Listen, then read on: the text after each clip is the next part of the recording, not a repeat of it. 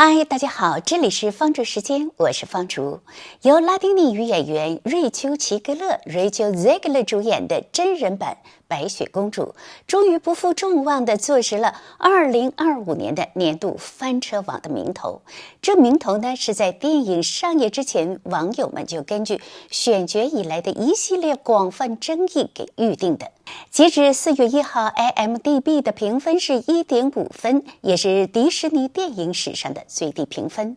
91.4%的观众给这部片子打了1分，烂番茄新鲜度为40%。我们再来看看票房方面，真人版《白雪公主》北美上映第2周周末的票房惨淡，1420万美元，相较于首个周末票房暴跌了66%，全球票房收入约为1.43亿美元。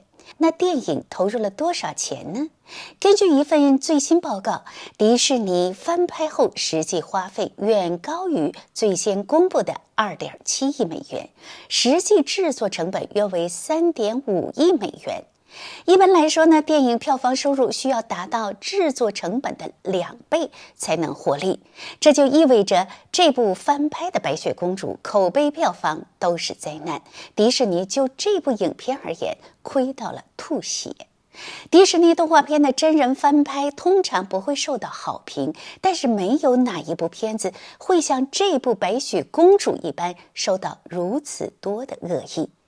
虽说成功的电影没有定义，但也不能太离谱。大家听这期节目的时候也别太玻璃心，我们就事论事儿。这里是方竹时间，我是方竹，有请大家多多支持，点赞订阅，非常感谢。那在格林童话中，对白雪公主的外貌有着无比清晰的描述。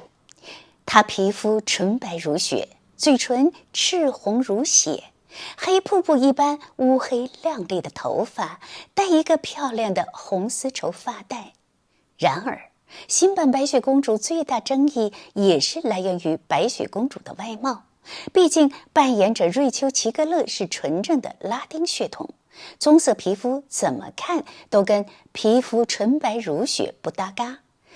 棕色人可以演电影主角吗？当然可以。棕色人可以生得漂亮气质非凡吗？当然可以。但棕色人可以演白雪公主吗？当然不可以。不带歧视地说，棕色人可以做任何白种人、黄种人能做的事儿，但还真就偏偏不能去演白雪公主。所以呢，这次大家纷纷吐槽的是，这次女主角白雪公主居然变成了棕雪公主。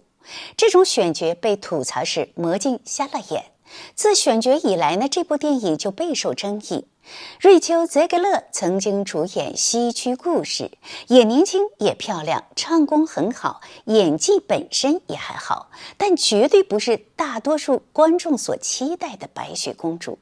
不仅是肤色问题，还有这位女主角的想法认知也是让网友瞠目。泽格勒在2004年接受综艺采访时表示，白雪公主的名字并非源于肌肤白如雪，而是参考了童话故事的另一个版本。其中的女主角在婴儿时期经历了一场暴风雪，幸存下来，于是国王和王后决定给她取名为白雪，以提醒她要保持坚韧。怎么说呢？这个美女一开口，迪士尼股价就想跳楼。她在采访中公开表示，她从小就不喜欢白雪公主这个角色，觉得她太过时、太依赖男人、太无聊。更有意思的是，她在多个场合都流露出了一种我才是新时代价值观的优越感，仿佛谁还喜欢童话谁就落后。然后她就来演了这个角色。观众听完直接就懵了，你不喜欢这个角色，那你为什么要接这个戏呢？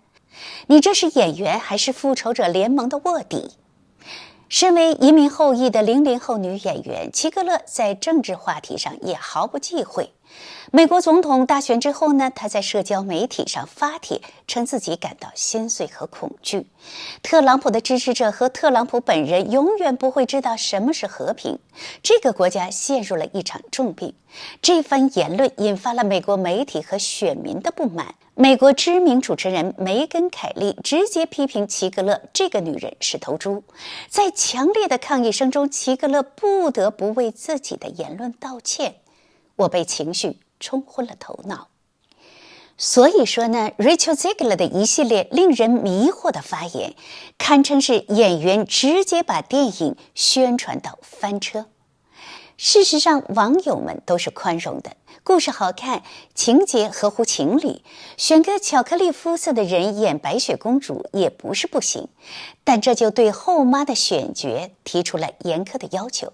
结果主创人员仿佛跟瑞秋·齐格勒有仇一样，偏偏选了一个有被上帝吻过的脸蛋美誉之称的好莱坞的大美女神奇女侠盖尔加朵来演后妈。这一下子不光魔镜得睁着眼睛说瞎话，就连我们这些观众也感到为难，看着看着就想支持后妈。再说盖尔加朵的气质和演技，演邪恶王后非常的勉强，看得出来她已经拼尽全力在演坏人了，口号喊得也声嘶力竭，腰都要扭断了来撑邪魅反派的人设，出来的效果不仅不邪恶，还有一丝滑稽的喜感。看来这加朵还是适合去当神奇女侠拯救世界吧。新版电影中后妈王后的人设也非常的有分裂感，全篇都在强调她对财富和权力的追逐。她不仅会魔法，而且法力强大，比如她能够秘密地杀害了白雪公主的爸爸，整个王国她都大权在握。可她偏偏一根筋地执着于服美役，而且不像美女大 S 和伊能静那样研究怎样养生护肤、穿些美衣什么的，而是整天的要听彩虹屁，跟身材颜值都不如她的公主比美。再有呢，就是有关毒苹果那段，王后的智商更是堪忧。她的那一本魔法书里已经明明写着用真爱之吻解毒，她也明明知道白雪公主已有真爱，可她还是在苹果上涂毒药让公主吃，这给人的感觉好像后母只想跟白雪公主逗着玩儿。